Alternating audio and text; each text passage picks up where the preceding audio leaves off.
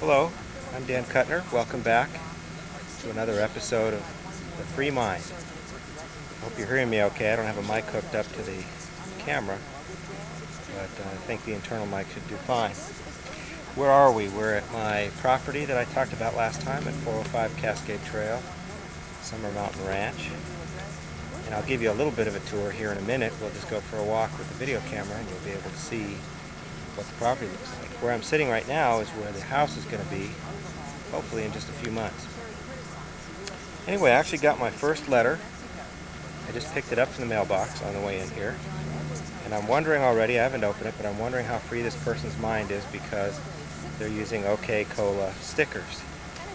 But we'll find out real soon as I open this envelope. I'm not as slick at it as Johnny Carson was. Folded up, handwritten piece of paper. Let's see what they say. This is from somebody named, it's like Tasha Bowser on Finch Street in Austin.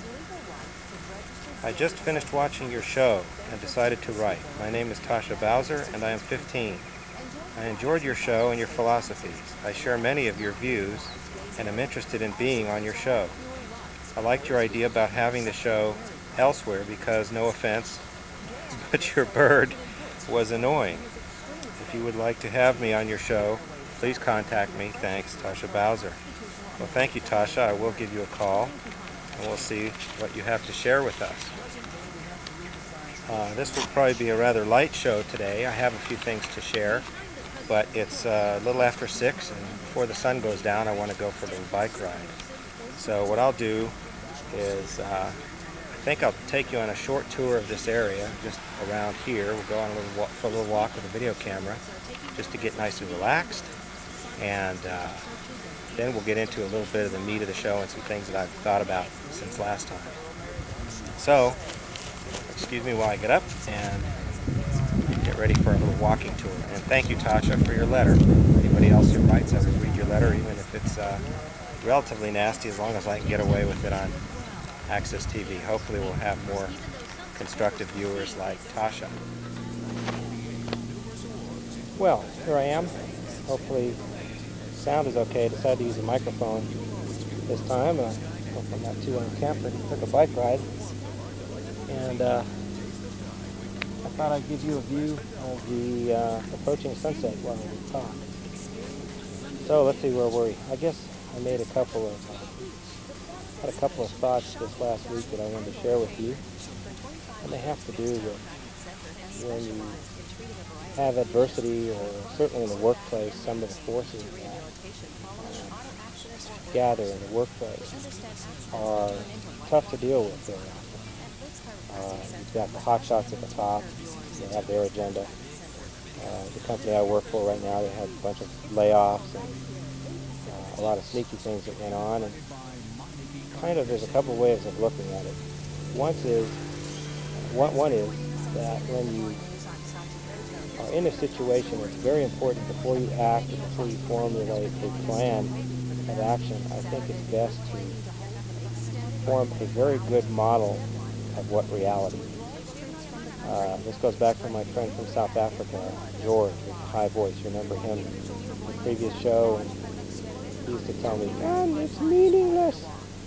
Well, another one of his phrases that I think of every now and then is, "Dan, that's reality." And it's very important to understand what reality is. I don't know that we ever, with only 5 senses, and with the limited brain power that we have, I don't know if we could ever perceive, or if we can perceive, understand entirely what reality is. But I think you can formulate what it is for you in terms of what you need to know to make a plan of action. And so to that extent, it's very good, I believe, to very quietly, without announcing your reasons, ask questions, do your investigation of what's going on, like in my case at a company where there are layoffs pending. Ask the right questions and discreetly formulate what is the reality. Who are the people you're dealing with? And when I say who, I'm saying people are what they do rather than what they say. And so find out who the people really are, as opposed to just listening to them say what they're going to do or what they're thinking. You should be able to tell in a very short time by watching how people actually act, and certainly in a business situation, who they really are. And once you've done that, you've got more than a couple of points on the graph of their behavior where you can draw a line and say, this is where they're headed, or where you can predict what they're likely to do. And then, without getting too upset about what they should do, or they should keep their promises, or all the shoulds that you have in your head about someone else, or even about yourself, I think look at reality and say, this is what's likely to happen, and the best thing for me to do to prepare for that is this. And then you can form your plan of action. There's a backwards way of going at this too. A lot of times you jump into something, I certainly have, and you want to start acting. You want to buy this, or you want to quit this job, or you want to apply for that job, or dump this girlfriend, or get that girlfriend, or whatever. I think the first thing to do is roll it back a little ways and say, define the problem. Before you come up with a solution, what is the problem to which this action is the answer? So if you're buying a new car, for instance, what is the problem to which this car is the solution? And maybe it's just you want a change of image. That was a big reason why I bought my car. But regardless of that, once you've defined the problem, then you can shed a lot of light on what you're doing as far as a solution. Another thing that I learned recently, because of all the turbulence at work, I was tubing down the San Marcos River, which I highly recommend, by the way, to anybody. The temperature is great, and it's just very slow and leisurely and very relaxing. It's a way of getting your mind off of things that are happening that might be bugging you. And as I was doing that, I noticed there are different styles of going down the river. There are people who even want to go upriver. There are people who want to go across. There are all kinds of directions that people want to go. A lot of times in life, I think you have to just float downstream. You can still be guiding yourself, just like you would on the San Marcos River, but you're going to end up in the same place. So why fight it? Why cause a bunch of turbulence? Why bump into a lot of people? Just float downstream, and you'll still get there. And you'll get there very relaxed and in good shape to deal with whatever's downstream. And I really think life is like that. In fact, most of life is like that. You may be one of the unlucky people that had something very bad happen to you.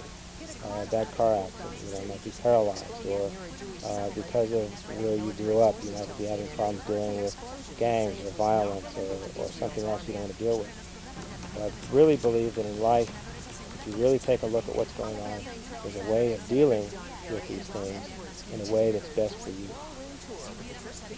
The example from my life is that I'm really questioning right now where to go. I mean, I bought this property thinking I'd have this job for many years.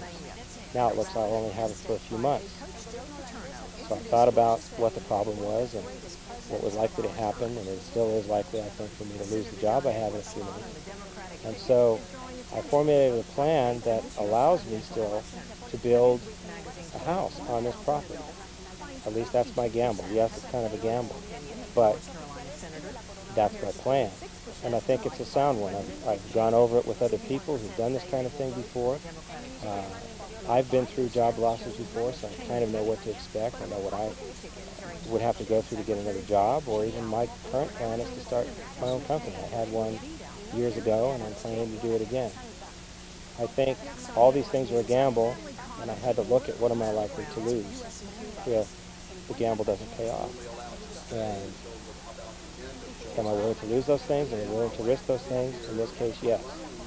And so that's what I want to impart to you today, those couple of tidbits about looking at reality very closely, define a problem before you start implementing a solution, and through much of life that you can just float downstream. Go with the flow was the big thing in, I think, the 60s, and I think there's a lot to that. I'm not saying be passive in life. You can still paddle your little inner tube around, but fighting the current and playing bumper cars in life is just going to cause you a lot of more friction than you need to deal with. And maybe a person that likes to deal with friction, in which case go for it. But I think life is more fully lived if you can concentrate on the pleasant things and get the painful and unpleasant things over with as fast as possible. So those are the things that I wanted to impart to you today. I'd like to thank Tasha for the letter that she sent. I'm going to call her. In fact, by the time this airs, I will have called her and see what she has to offer and see if we can get together and do a taping with her. I believe something else I can impart to you, I think, is that in life it's best if you have an open mind that you can learn something from everybody. Now, some people are more likely to be able to teach you something than other people are, based on what you see them accomplish in their life. That's how you kind of can gauge that. But still, I don't care if it's Joe Blow in the street. Everybody has experience from which you can learn and not have to go through what they went through. And once you open your eyes to that and open your mind to that, it's one more step toward having the free mind. Thank you for watching. I hope you enjoyed it. I hope you liked the tour and got something out of it today. And please write me a letter at 405, Dan Kuttner is my name. My address is 405 Cascade Trail, San Marcos, Texas, 78666. I do have a phone number in Austin, which you'll see, and that's only for ACTV requirements.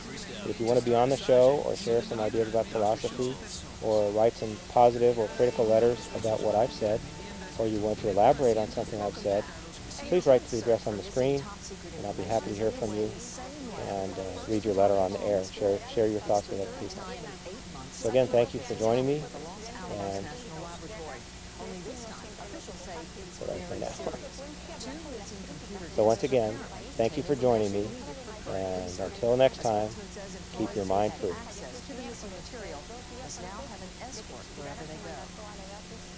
There's some other shows, as far as keeping a free mind, there's some other shows on ACTV that I think it would pay to watch.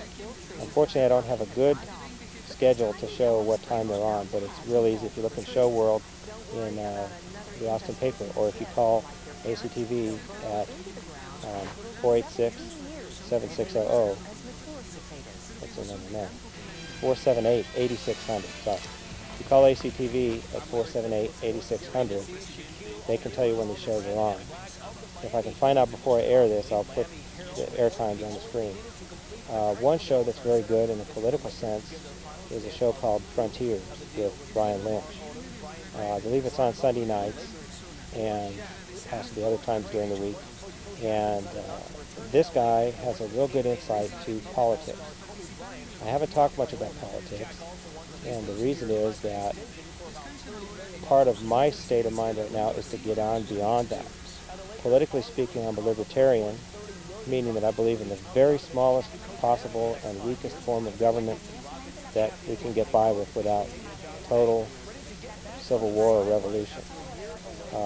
That government should provide a minimum police force, a court system, and a national guard to guard these United States, not to go wage war in Haiti or Bosnia or someplace like that that has absolutely no bearing on this country. I believe there are a lot of things happening in government right now, and Brian Lynch is one of the shows, Frontiers, that will tell you what to watch out for. Jeff Davis' show also is very good. I believe he's on Saturday nights. And the Jeff Davis show is also politically very good.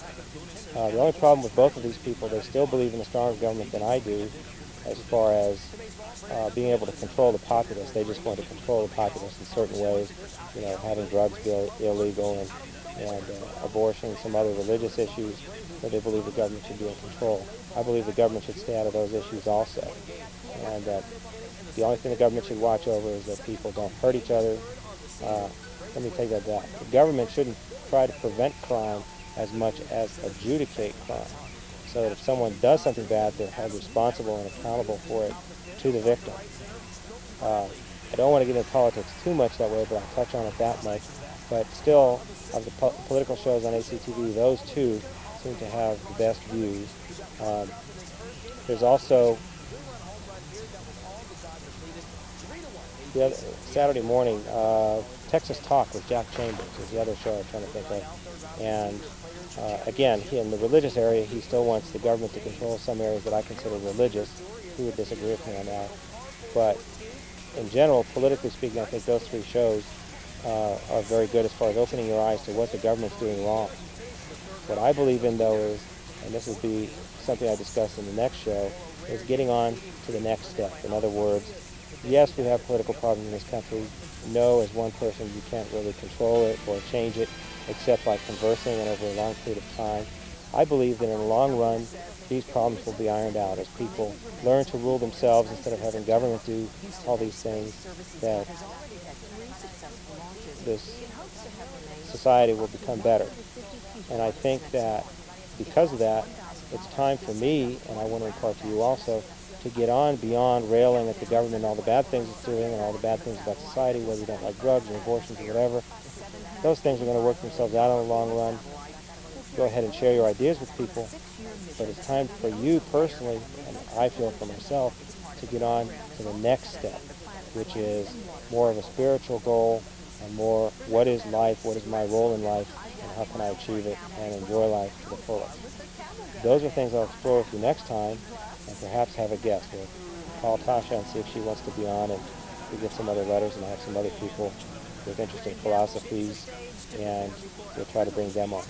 So until next time, thank you for joining me, and keep your mind free.